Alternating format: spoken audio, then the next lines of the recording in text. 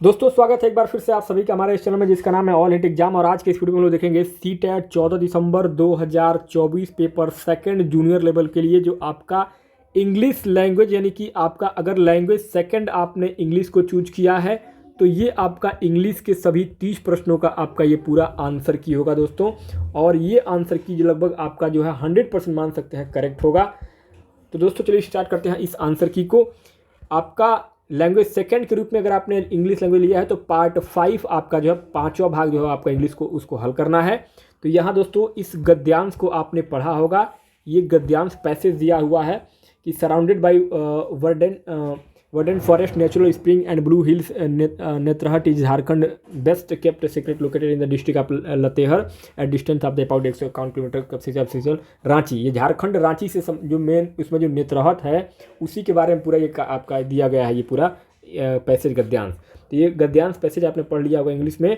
और अब इस पर क्वेश्चन जो पूछा गया है कि 121 क्वेश्चन नंबर कह रहा है कि the underline word in the phrase ये the underline word in the phrase this quaint hill station bring solace dash implies. तो सोलेक जो है यहाँ पे अंडरलाइन है ये किस में इम्प्लाई कर रहा है इस अंडरलाइन वर्ड में। तो दोस्तों इस 121 नंबर क्वेश्चन में आपका option number 4 it's bring peace and comfort first आपका 4 नंबर का ऑप्शन जो है वो आपका करेक्ट हो जाएगा।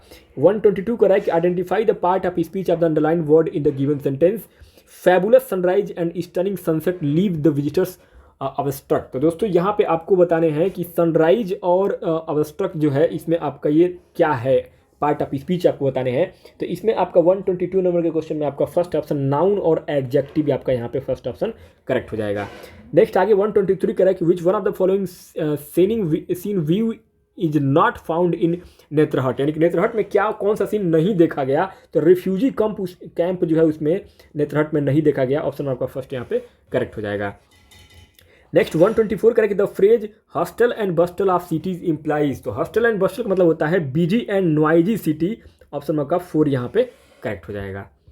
नेक्स्ट आगे 125 125 नंबर पर अंग्रेजी भाषा में अगला क्वेश्चन है कि read the following statement Netarhat is located at a height of 3696 feet and it is referred as the queen of Chota Nagpur. Netarhat is blessed with banyan forest. तो इसमें आपको रीड द फॉलोइंग स्टेटमेंट को बता करके इसमें आपको बताना कि कौन सा कथन सही है। तो 125 में आपका राइट आंसर हो जाएगा option number 3 A and B are correct, C is incorrect. तो यहाँ पे आपका 3rd नंबर का ऑप्शन जो है वो आपका करेक्ट हो जाएगा। अगला 126 कह रहा है कि complete the given word analogy. तो यहाँ पे एनालॉगी आपको कंप्लीट करना है। गॉर्जियस का अगर ब्यूटीफुल होगा तो ट्रैंक्विल का क्या होगा दोस्तों, ट्रैंक्विल का क्या होगा। तो 126 नंबर के क्वेश्चन में आपका राइट आंसर हो जाएगा सेकंड पीसफुल। पीसफुल जो है वो आपके ट्रैंक्विल का एनालॉगी 126 में हो जाएगा। नेक्स्ट 127 कह रहा है कि the sunrise point offers visitors of A breed taking view. Breed taking view जो है वो आपका द सनराइज और लस वेजिटेशन दोनों हो रहा है। 4th ऑप्शन करेक्ट होगा। बोथ ए एंड 3 करेक्ट हो जाएगा। नेक्स्ट आगे 128 128 में अगला प्रश्न पूछा गया है कि एज मेंशन इन पैराग्राफ 1 में the quaint hill station Netarhat gives peace and calm to visitors because. यहाँ पे जो शांति हो रहा है पीस और काम है जिसको वजह से विजिटर यहाँ पे आ रहे हैं नेत्रहट में क्विल स्टेशन पे, वह क्या है। तो यहाँ पे आपका 128 वाले क्वेश्चन में आपका राइट आंसर हो जाएगा they can be away from hectic city, यानी कि यहाँ पे जो हैक्टिक सिटियों से दूर है इसलिए यहाँ पे विजिटर्स आ रहे हैं। नेक्स्ट अगला पैसेज है आपका कि it was Sammy idea that we meet at the pool in 10 year. 10 साल बाद जो है सोमी जो है अपना एक सोमी और उसके 2 दोस्त मिल करके ये पूरा जो है एक प्लानिंग किए हुए हैं, मतलब एक हिल स्टेशन को खोजे हैं। उसी के बारे में पूरा आपका ये कहानी है, गद्यांश है, पैसेज है। अब इस गद्यांश के ऊपर आपका जो क्वेश्चन है 129 नंबर पे complete the word analogy given below. Crowded का अगर डिजर्टेड होगा तो विग्योर का जो है वो एनालॉगी क्या होगा। तो यहाँ दोस्तों 129 नंबर क्वेश्चन में आपका राइट आंसर हो जाएगा ऑप्शन नंबर 3 वीकनेस। विगोर का आपका वीकनेस हो जाएगा। नेक्स्ट आगे अगला 130 what brought the 3 boys together. ये तीनों जो लड़के हैं वो क्या जो है ब्रॉट कर रहे थे एक साथ में। तो यहाँ पे जो है कौन सा हो जाएगा वो 130 नंबर के क्वेश्चन में आपका 4 द स्पिरिट ऑफ एडवेंचर, यानी कि एडवेंचर की एडवेंचर को, स्पिरिट ऑफ एडवेंचर को वो देखने के लिए आए हुए हैं, एक साथ इकट्ठा हुए हैं। 131 की who among the three friends propose the idea of meeting at the pool 10 years hence। तो दोस्तों सोमी जो है वो सबको बुलाया है उस एडवेंचर को देखने के लिए, तो सोमी यहाँ पे करेक्ट हो जाएगा। अगला कि which one of the following option does not describe the pool in the stream. तो यहाँ पे कौन सा वर्ड है जो स्ट्रीम और पूल को डिस्क्राइब नहीं कर रहा है। तो 132 नंबर के क्वेश्चन में आपका first option rough rock and the bed, ये आपका करेक्ट और राइट आंसर हो जाएगा। नेक्स्ट अगला है कि identify the part of speech of the underline word in the given sentence. यहाँ पे डेंजरस और वाइल्ड, डेंजरस और वाइल्ड जो अंडरलाइन हुआ है इसमें कौन सा पार्ट ऑफ स्पीच है। तो दोस्तों यहाँ पे आपका कौन सा हो जाएगा पार्ट ऑफ स्पीच। 133 में दोस्तों आपका ये दोनों का दोनों क्या है, एडजेक्टिव है। ऑप्शन आपका सेकंड यहाँ पे करेक्ट हो जाएगा। नेक्स्ट आगे 134 कह रहा है कि डैश जैसे a plea made in deadly earnest implies. तो यहाँ दोस्तों 134 में क्वेश्चन में आपका हो जाएगा to promise in complete seriousness. Option number आपका थर्ड यहाँ पे करेक्ट हो जाएगा 134 में। 135 कह रहा है कि which word can be nearest synonym for the word instinct. इसका सिनोनिम यानी कि समानार्थी क्या हो जाएगा।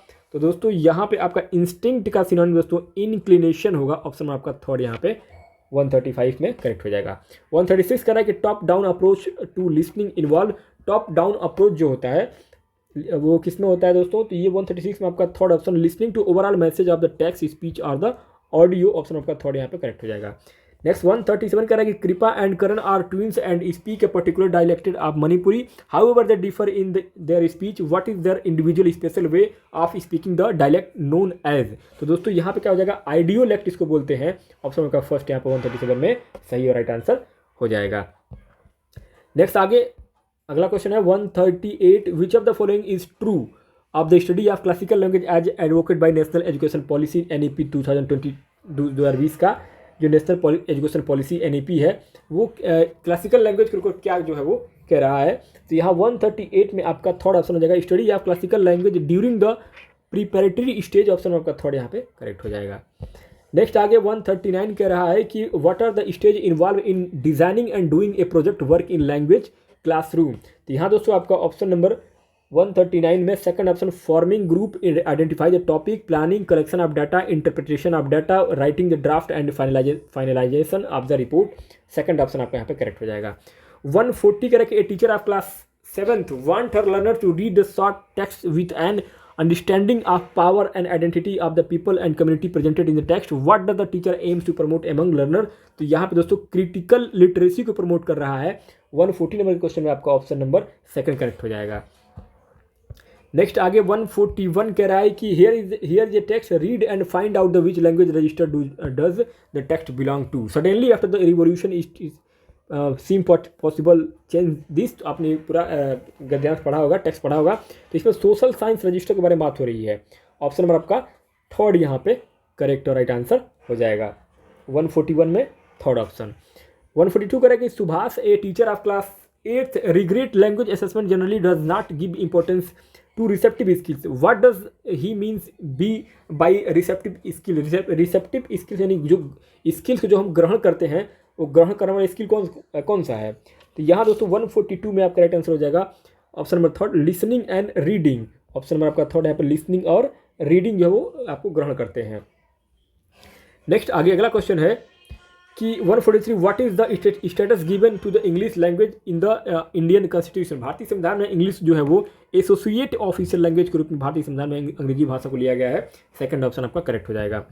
नेक्स्ट आगे 144 करा है कि Ashwin known Odia from his birth and he study English and Hindi, based on this statement find which of the following statement is not true.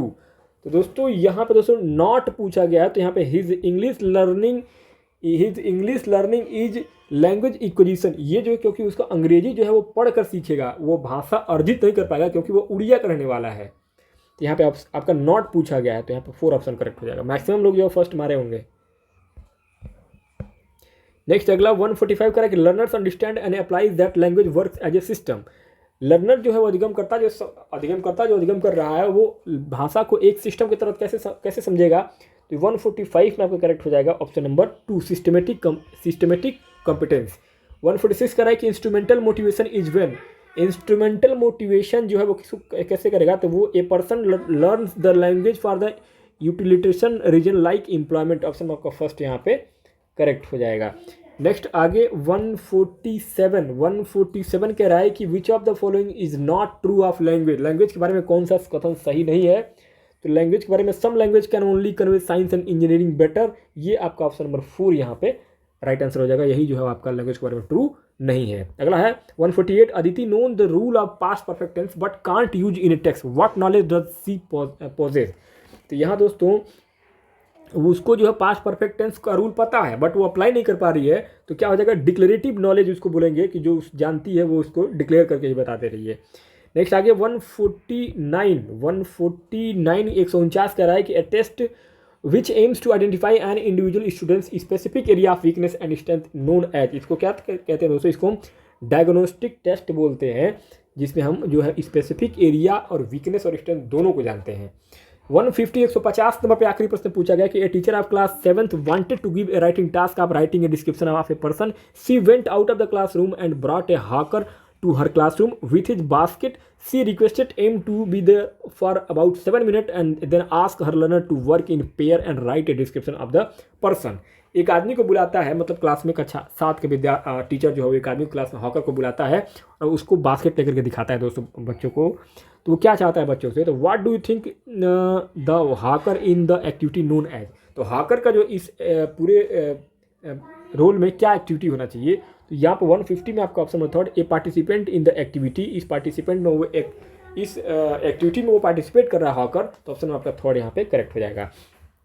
तो दोस्तों इंग्लिश लैंग्वेज के 30 प्रश्नों का आंसर की हम लोगों ने इस वीडियो में देखा है, जो कि आपका पेपर 2 का है, जूनियर लेवल का। तो दोस्तों इसी के साथ इस वीडियो को समाप्त करते हैं। कोई क्वेरी हो तो आप कमेंट बॉक्स में पूछ सकते हैं। धन्यवाद।